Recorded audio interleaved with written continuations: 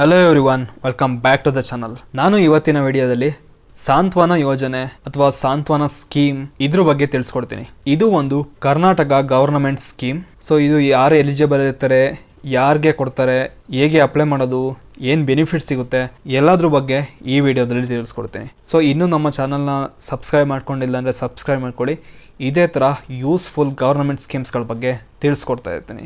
ಈ ಸಾಂತ್ವನ ಯೋಜನೆ ಏನು ಅಂದರೆ, ಈಗೇನಾದರೂ ನಿಮ್ಮ ಮನೆ ಅಥವಾ ಅಂಗಡಿಗಳಿರುತ್ತಲ್ಲ, ಅದೇನಾದರೂ ನ್ಯಾಚುರಲ್ ಕೆಲಾಮಿಟೀಸ್ ಲೈಕ್ ಅರ್ಥ್ಕ್ವೇಕ್ ಅಥವಾ ಫ್ಲಡ್ ಅಥವಾ ಏನಾದರೂ ಈ ಥರ ಗಲಭೆಗಳಾಗುತ್ತಲ್ಲ, ಏನಾದ್ರು ಸ್ಟ್ರೈಕ್ ಮಾಡಬೇಕಾದ್ರೆ ಸುಮ್ಮನೆ ಎಲ್ಲೆಲ್ಲ ಬೆಂಕಿ ಹಾಕ್ಬಿಡ್ತಾರೆ, ಅಂಥ ಟೈಮಲ್ಲಿ ಏನಾದರೂ ನಿಮ್ಮ ಮನೆ ಅಥವಾ ಅಂಗಡಿ ನಾಶ ಆಗಿದ್ರೆ ಅದು ನಿಮಗೆ ಬರ್ಡನ್ ಆಗದೆ ಇರ್ತೀರಿ, ಅದನ್ನ ರಿಸಾಲ್ವ್ ಮಾಡ್ಕೊಳಕ್ಕೆ ಇವರು ಹೆಲ್ಪ್ ಮಾಡ್ತಾರೆ. ಸೊ ಅದು ಏನು ಹೆಲ್ಪ್ ಮಾಡ್ತಾರೆ ಅದ್ರ ಬಗ್ಗೆ ಎಲ್ಲ ನೋಡೋಣ ಬನ್ನಿ. ಇಲ್ಲಿ ನೀವು ನೋಡ್ತಾ ಇರ್ಬೋದು, ಸಾಂತ್ವನ ಯೋಜನೆ ಇದು ಕರ್ನಾಟಕ ಮೈನಾರಿಟೀಸ್ ಡೆವಲಪ್ಮೆಂಟ್ ಕಾರ್ಪೊರೇಷನ್ ಅಡಿಯಲ್ಲಿ ಬರುತ್ತೆ.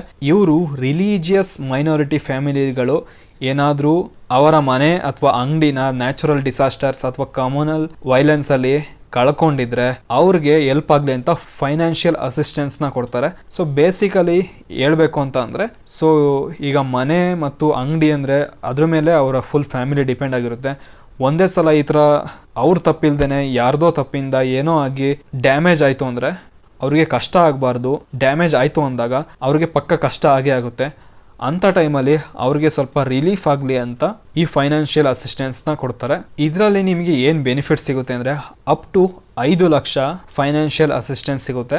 ಆ 5 ಲಕ್ಷದಲ್ಲಿ 50% ಸಬ್ಸಿಡಿ, ಅಂದರೆ ನೀವೇನು ಆ ದುಡ್ಡನ್ನ ವಾಪಸ್ ಕಟ್ಟೋದು ಬೇಕಾಗಿಲ್ಲ. ಅಂದರೆ 5 ಲಕ್ಷದಲ್ಲಿ 2.5 ಲಕ್ಷ ಸಬ್ಸಿಡಿ, ನೀವು 2.5 ಲಕ್ಷ ಅಮೌಂಟ್ನ ವಾಪಸ್ ಅವರಿಗೆ ಕಟ್ಟೋದೇನು ಬೇಕಾಗಿಲ್ಲ. ಇನ್ನುಳಿದ 2.5 ಲಕ್ಷನ ನೀವು ವಾಪಸ್ ರೀಪೇಮೆಂಟ್ನ ಮಾಡಬೇಕಿರುತ್ತೆ. ಸೊ 5 ಲಕ್ಷದಲ್ಲಿ ಬರೀ 2.5 ಲಕ್ಷನ ಸಬ್ಸಿಡಿ ಕೊಡ್ತಿದ್ದಾರೆ, ಇನ್ನು 2.5 ಲಕ್ಷ ಕಟ್ಟಬೇಕಲ್ಲ ಅಂತ ಅಂದರೆ ಇದು ಜಸ್ಟ್ ನಿಮಗೆ ಎಲ್ಪ್ ಮಾಡೋಕ್ಕೋಸ್ಕರ.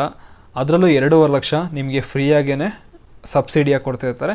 ಇನ್ನು 2.5 ಲಕ್ಷ ನೀವು ಯಾವಾಗ ಅದೆಲ್ಲ ರಿಕವರ್ ಆಗಿ ಮತ್ತೆ ಅಂಗಡಿ ಎಲ್ಲ ರಿಕವರ್ ಆಗಿ ಯಾವಾಗ ಸೇಲ್ಸ್ ಎಲ್ಲ ಶುರು ಮಾಡ್ತೀರಾ ಆವಾಗ ನೀವು ಈ ಲೋನ್ನ ರೀಪೇ ಮಾಡ್ಬೋದು. ಸೊ ನಿಮಗೆ ಮತ್ತೆ ಅಂಗಡಿ ಕಟ್ಕೊಳಕ್ಕೆ ಅಥವಾ ಮನೆ ಕಟ್ಕೊಳಕ್ಕೆ ಯೂಸ್ಫುಲ್ ಆಗುತ್ತೆ, ಬರ್ಡನ್ ಆಗದೆ ಇರೋ ಹತ್ರ. ಇನ್ನು ಯಾರೆಲ್ಲ ಎಲಿಜಿಬಲ್ ಇರ್ತಾರೆ ಅಂತ ಅಂದರೆ, ನೀವು ಕರ್ನಾಟಕದ ರೆಸಿಡೆಂಟೇ ಆಗಿರಬೇಕು, ಅಂದರೆ ಕರ್ನಾಟಕದ ನಿವಾಸಿಯೇ ಆಗಿರಬೇಕು. ಆಗಿದ್ದರೆ ಎಲಿಜಿಬಲ್ ಇರ್ತೀರಾ. ಅದರಲ್ಲೂ ಯಾವುದಾದ್ರು ಒಂದು ಮೈನಾರಿಟಿ ರಿಲಿಜಿಯನ್ಗೆ ಸೇರಿರಬೇಕು, ಆಗಿದ್ದರೆ ಇದಕ್ಕೆ ಅಪ್ಲೈ ಮಾಡ್ಬೋದು. ಇನ್ನು ಬೇರೆ ಬೇರೆ ಇರುತ್ತೆ, ಬಟ್ ಈ KMDC ಅವರು ಈ ರಿಲಿಜಿಯಸ್ ಮೈನಾರಿಟಿಗೆ ಅಷ್ಟೇ ಕೊಡ್ತಾರೆ. ಈ ಥರ ಬೇರೆ ಸ್ಕೀಮ್ಸ್ಗಳು ಬೇರೆಯವ್ರಿಗಿರುತ್ತೆ, ಲೈಕ್ ಹಿಂದೂಸ್ಗೆಲ್ಲ ಬೇರೆ ಸ್ಕೀಮ್ಸ್ ಇರುತ್ತೆ. ಅದ್ರ ಬಗ್ಗೆ ಎಲ್ಲ ಬೇರೆ ಇದರಲ್ಲಿ ತಿಳಿಸ್ಕೊಡ್ತೀನಿ. ಬಟ್ ಇದರಲ್ಲಿ ಸೊ KMDC ಅವರು ಕೊಡ್ತಿರೋ ಫೈನಾನ್ಷಿಯಲ್ ಅಸಿಸ್ಟೆನ್ಸ್ ಬಗ್ಗೆ ತಿಳಿಸ್ಕೊಡ್ತೀನಿ. ಸೊ ಯಾವ ರಿಲಿಜಿಯಸ್ ಮೈನಾರಿಟಿ ಇದಕ್ಕೆ ಎಲಿಜಿಬಲ್ ಇರ್ತಾರೆ ಅಂತ ನೋಡಿದ್ರೆ, Muslim, Christian, Sikh, Jain, Buddhist, Parsi ಈ ಮೈನಾರಿಟಿ ರಿಲಿಜಿಯನ್ಗೆ ಸೇರಿದ ವ್ಯಕ್ತಿಗಳಾಗಿದ್ದರೆ ಇದಕ್ಕೆ ಎಲಿಜಿಬಲ್ ಇರ್ತಾರೆ. ಹಾಗೆ ಇದಕ್ಕೆ ಅಪ್ಲಿಕೇಶನ್ ಹಾಕೋರ ಏಜ್ 18ರಿಂದ 55 ಒಳಗಿರಬೇಕು. ಆಗಿದ್ದರೆ ಮಾತ್ರ ಸ್ಯಾಂಕ್ಷನ್ ಆಗೋ ಚಾನ್ಸಸ್ ಇರುತ್ತೆ. ಇನ್ನು ಫ್ಯಾಮಿಲಿ ಇನ್ಕಮ್ ಬಂದು 8 ಲಕ್ಷದ ಒಳಗಿರಬೇಕು. ಅದ್ರ ಮೇಲಿದ್ರು ಕೂಡ ನೀವು ಎಲಿಜಿಬಲ್ ಇರಲ್ಲ. ನಿಮ್ಮ ಫ್ಯಾಮಿಲಿ ಮೆಂಬರ್ ಯಾರಾದರೂ ಸೆಂಟ್ರಲ್ ಅಥವಾ ಸ್ಟೇಟ್ ಗವರ್ನಮೆಂಟಲ್ಲಿ ಕೆಲಸ ಮಾಡ್ತಿದ್ರು ಕೂಡ ನೀವು ಎಲಿಜಿಬಲ್ ಇರಲ್ಲ. ಹಾಗೆ KMDC ಅಲ್ಲಿ ನೀವು ಹಿಂದಿನ 5 ವರ್ಷದಲ್ಲಿ ಯಾವುದೇ ಥರದ ಲೋನ್ ತಗೊಂಡಿರಬಾರ್ದು. ಆಗಿದ್ರೆ ಎಲಿಜಿಬಲ್ ಇರ್ತೀರಾ. ಅಂದರೆ ಈಗ ಅರಿವು ಎಜುಕೇಷನ್ ಲೋನ್ ತಗೊಂಡಿದ್ರೆ ಓಕೆ, ಅದು ಎಜುಕೇಷನ್ ಪರ್ಪಸ್ಗೆ. ಅದು ಬಿಟ್ಟು ಬೇರೆ ಲೋನ್ಗಳನ್ನ ತಗೊಂಡಿದ್ರೆ, ಲೈಕ್ ಏನಾದ್ರು ಬಿಸ್ನೆಸ್ ಮಾಡೋಕ್ಕೆ ಅಂಥದಕ್ಕೆಲ್ಲ ಲೋನ್ ತಗೊಂಡಿದ್ರೆ ಅಂಥವ್ರಿಗೆ ಈ ಫೈನಾನ್ಷಿಯಲ್ ಅಸಿಸ್ಟೆನ್ಸ್ ಸಿಗಲ್ಲ. ಇನ್ನು ಇದಕ್ಕೆ ಏನೇನು ಡಾಕ್ಯುಮೆಂಟ್ಸ್ ಬೇಕು ಅಂದರೆ, passport size photo, minority certificate, income certificate, Aadhaar card, bank passbook, self declaration, ಇನ್ನು damage report from competent authority. ಅಂದರೆ ಈಗ ನಿಮ್ಮದು ಡ್ಯಾಮೇಜ್ ಆಗಿದೆ ಅಂತ ಒಂದು ರಿಪೋರ್ಟ್ ಕೊಡ್ತಾರೆ. ಅದರಲ್ಲೂ ಯಾವುದರಿಂದ ಡ್ಯಾಮೇಜ್ ಆಗಿದೆ ಅಂತ ಎಲ್ಲ ಅದರಲ್ಲಿ ಮೆನ್ಷನ್ ಮಾಡಿರ್ತಾರೆ. ಅದರಲ್ಲಿ ಏನಾದರೂ ಲೈಕ್ ಅರ್ಥ್ಕ್ವೇಕ್, ಫ್ಲಡ್ ಅಥವಾ ಕಮ್ಯುನಲ್ ವೈಲೆನ್ಸಿಂದ ಏನಾದರೂ ಡ್ಯಾಮೇಜ್ ಆಗಿದ್ರೆ ಅಷ್ಟೇ ನಿಮಗೆ ಇದು ಸಿಗುತ್ತೆ. ಇನ್ನು ಈಗ ಇದಕ್ಕೆ ಹೇಗೆ ಅಪ್ಲೈ ಮಾಡೋದು ಅಂತ ತಿಳಿಸ್ಕೊಡ್ತೀನಿ. ಇದಕ್ಕೆ ಹೇಗೆ ಅಪ್ಲೈ ಮಾಡೋದು ಅಂದರೆ, KMDC.online.karnataka.government.in ಈ ಪೋರ್ಟಲ್ಗೆ ಬರಬೇಕು.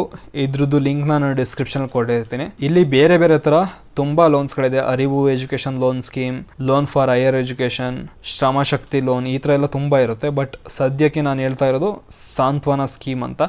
ಈಗ ಸದ್ಯಕ್ಕೆ ಓಪನ್ ಇದೆ, ಅದಕ್ಕೆ ನೀವು ಅಪ್ಲೈ ಮಾಡ್ಬೋದು. ಅದಕ್ಕೆ ಏನು ಮಾಡಬೇಕು ಅಂದರೆ, ಇಲ್ಲಿ ಅಪ್ಲೈ ನಾವು ಅಂತ ಇದೆಯಲ್ಲ, ಇದ್ರ ಮೇಲೆ ಕ್ಲಿಕ್ ಮಾಡಿ. ಇಲ್ಲಿ ನೀವು ಯಾರ್ಯಾರು ಎಲಿಜಿಬಲ್ ಇರ್ತಾರೆ ಅದ್ರ ಡೀಟೇಲ್ಸ್ ಎಲ್ಲ ಇಲ್ಲಿ ಕೊಡುತ್ತೆ. ಅದಾದಮೇಲೆ ಏನೇನು ಡಾಕ್ಯುಮೆಂಟೇಷನ್ ಬೇಕು ಅಂತಲೂ ಕೊಟ್ಟಿದ್ದಾರೆ. ಫೋಟೋ ಬೇಕು, ಕ್ಯಾಸ್ಟ್ ಅಥವಾ ಮೈನಾರಿಟಿ ಸರ್ಟಿಫಿಕೇಟ್ ಬೇಕು, ಇನ್ಕಮ್ ಸರ್ಟಿಫಿಕೇಟ್ ಬೇಕು, ಆಧಾರ್ ಕಾರ್ಡ್ ಕಾಪಿ ಬೇಕು, ಇನ್ನು ನಿಮ್ಮ ಬ್ಯಾಂಕ್ ಪಾಸ್ಬುಕ್ ಕಾಪಿ ಬೇಕು, ಇನ್ನು ಸೆಲ್ಫ್ ಡಿಕ್ಲರೇಷನ್ ಫಾರ್ಮ್ ಬೇಕಿರುತ್ತೆ. ಸೊ ಬೆಟರ್ ಈ ಅಂಗಡಿ ಅಥವಾ ಮನೆ ಯಾರ ಹೆಸರಲ್ಲಿರುತ್ತೆ ಅವರೇ ಅಪ್ಲೈ ಮಾಡಿ.